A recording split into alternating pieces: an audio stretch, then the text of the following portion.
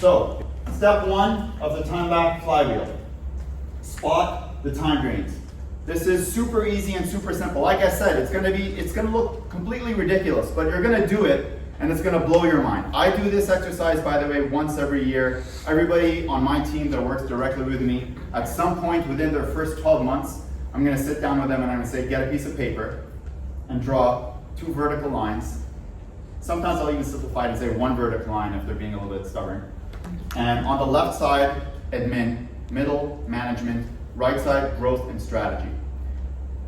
And what you're gonna do is write down all of the things that you do in a given week or month that fit into each of those categories: admin, management, strategy, and growth. Now, if you haven't guessed it or saw it on the previous slide, the strategy and growth stuff that you do, those are the things that are gonna drive the needle forward. Those are the things that are gonna grow your business. And the stuff on the left side, admin, are the things that you may absolutely need to do in your business, but they're going to be the things that are administrative, the things that don't necessarily drive your passion for the business, but they're just part of your business. Now, the examples I gave here are more geared towards a corporate catering outfit, but this is supposed to be yours, right? So whatever you see here, I mean, this isn't your situation. Everybody's situation is going to be different. When I did this for the first time, I found that my admin list was triple the size of both of my other lists. And it blew my mind, because before I wrote things down, I thought to myself, okay, no, like I'm the CEO, I'm working on big stuff, I'm really important, I'm working the big clients, I got like this big phone call to make, I'm gonna close that big deal. But then when I wrote down what happens week to week, day to day, it blew my mind, because I didn't realize how many things on the admin list that are just small, but they add up. They're micro tasks that add up, that I'm ending up doing them myself, and I didn't challenge them. There's one more layer to this, and this layer is optional, but I do encourage to do this.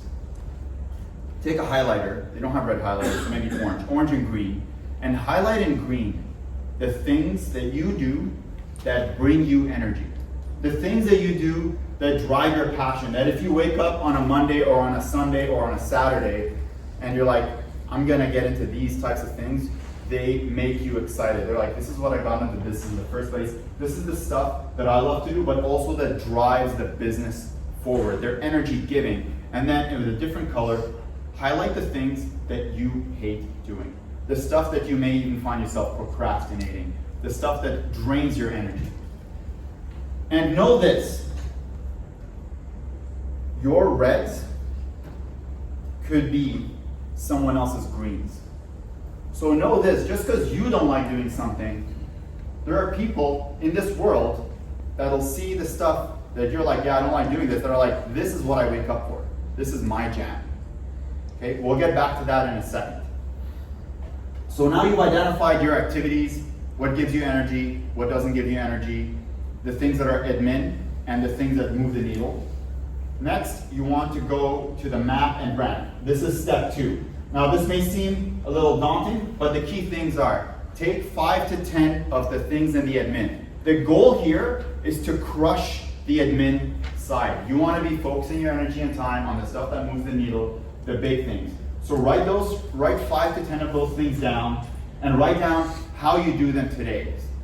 So for example, I gave it an example of, hey, for people that are ordering for my corporate catering right now today, they go online, they see a PDF menu, and they either send me an email or fill out an intake form, and I get the form and I go back and forth a few times by email to get to the point where I understand what they want and I can quote them. That's the process today for quoting.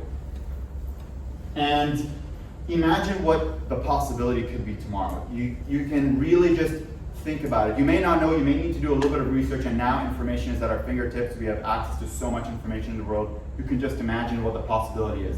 And so you're gonna fill out 2 columns, but the most important one to start with is impact.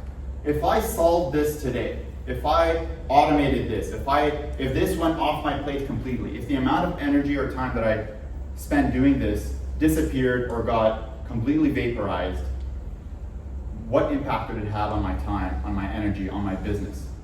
If I could get all the way to the point of a quote in an automatic way, for my corporate catering, what would it do? It would bring me revenue, but I'd be able to focus my energy and time on the stuff that I need to curate and create.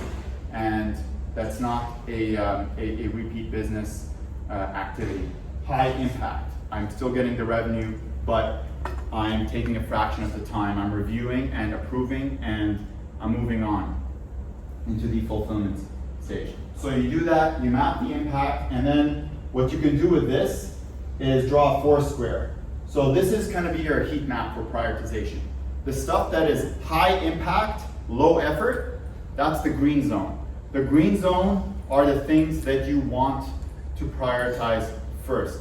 Those are the pains or the problems or the activities that you're like, hey, high impact if I take care of them, low effort to address them. It's going to cost me low amount of money, it's low risk, it's going to take low effort. So that effort is money, it's time, it's the things that you need to do, disruption, it's the things that you need to do to address the activity. And you're going to end up with a heat map of, hey, now I know what I need to do first, second, third, and fourth. So instead of starting from a point where you're looking at, hey, there's all of these solutions out, because there's a solution for so many things. There's automation opportunities for so many things. And we'll get into AI a little bit, but you can find solutions for things. You can build, you can hire out, you can get assistants to do things. But knowing where to start and knowing what are the things that are going to be the biggest impact on yourself and your energy and your business is a place where you can take action with confidence.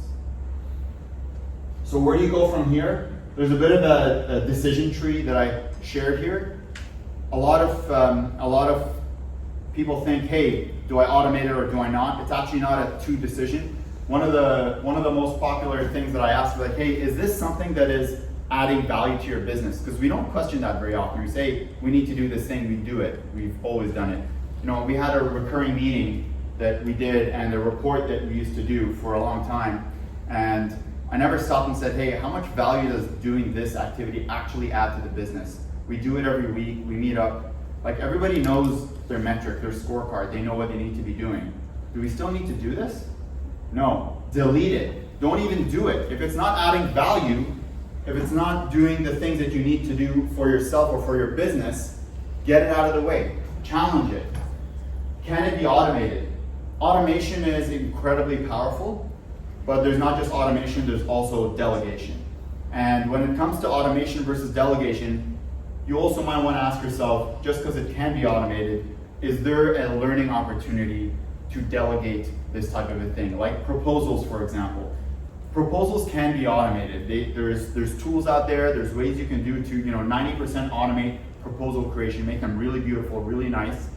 But you may, if you're hiring people and you've got a new person coming in once a month or once every couple of months, you may think to yourself, you know what, I'm going to get all of our new hires to work on our proposals and do it semi-manually and understand them and learn them, because by doing that, they're going to actually learn our product and learn our business, and they're going to actually get on-the-job training as part of the process. So those are some reasons why you want to challenge automation.